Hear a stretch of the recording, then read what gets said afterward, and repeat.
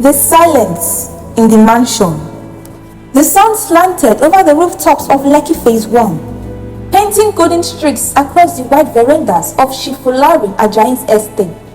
The house stood like a quiet tomb, beautiful and cold, like most things in Adeola's life. It glittered on the outside, but hid darkness within. Adeola sat on the edge of her queen-sized bed, her legs pulled up to her chest. The chiffon curtain danced as the breeze filtered through her open window, but it brought no peace.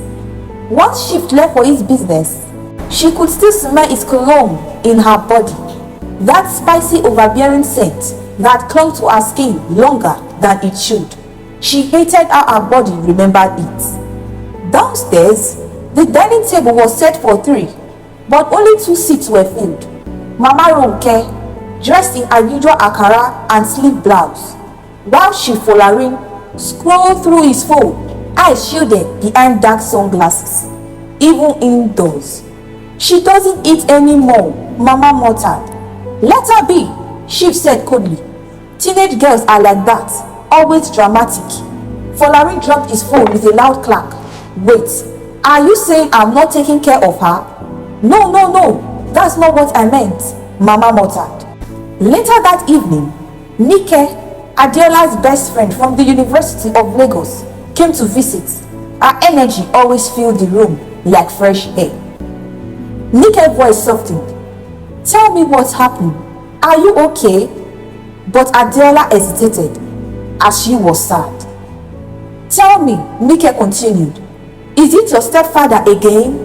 Then silence. Nike's eyes widened. "Adeola, don't tell me he is still touching you." "Please," Adeola whispered. "I can't talk about it." Nike stared at her for a long moment and held her hand. "You have to leave this house." "He would kill me," Adeola said sadly. Nike's phone rang. It was her mom. She had to leave. That night, Shifulari returned later than usual. As he walked past Adeola's room, she held her breath. When his footsteps paused by her door, then moved on, she sighed. But 10 minutes later, the door opened. He didn't knock. "Adeola," he said slowly, shutting the door behind him. "I have missed you." She didn't reply. He sat beside her on the bed and gently touched her chin. "You know you are my special girl, and I take care of you. No one will ever love you like I do." Her body stiffened, but her heart, it fluttered. She hated that. "Don't you love me?" he asked. She turned to face the wall. His lip brushed her neck. Her breath caught. Something inside her wanted to scream, to run, but another part, broken, lost, craved the only form of attention she did ever know. And in that moment, amidst disgust and confusion, she whispered, "Yes, a lie, or maybe not entirely." He smiled and kissed her lips. She didn't push him away. When he left her room an hour later, Adeola sat in the darkness, knees to her chest, body shaking. Tears rolled down her cheek. "I am dirty," she whispered. But why did it feel like love? The silence in the mansion answered her, like always. The morning after Shifolarin left her room, Adeola stood in front of her bathroom mirror, toothbrush idle in her hand, eyes swollen from crying. Her lips were still tender. She touched her reflection.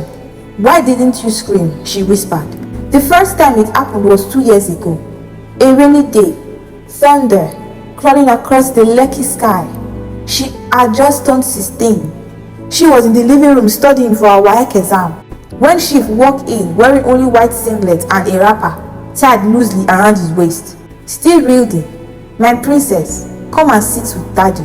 She had smiled nervously, uncertain, but obeyed. He rested his hand on her shoulder.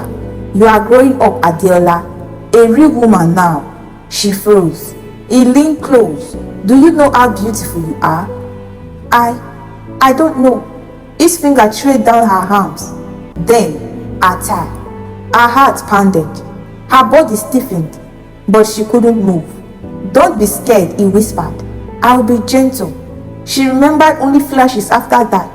his sweaty skin, her muffled sob, the cough digging into her back, and the deafening silence in her head. That night, she had crawled into her bathroom, vomiting, and scrubbed her skin until it bled. She told no one. Back in the present day, Adeola sat on the balcony, numb, below the mansion, staff bustled in quiet fear, pretending not to see her pain. Then she heard a familiar voice call out, "Adeola!" Nike had arrived. She came, trying to lighten the mood of Adeola, who just stared blankly. Nike knelt beside her and took her hand. "You are not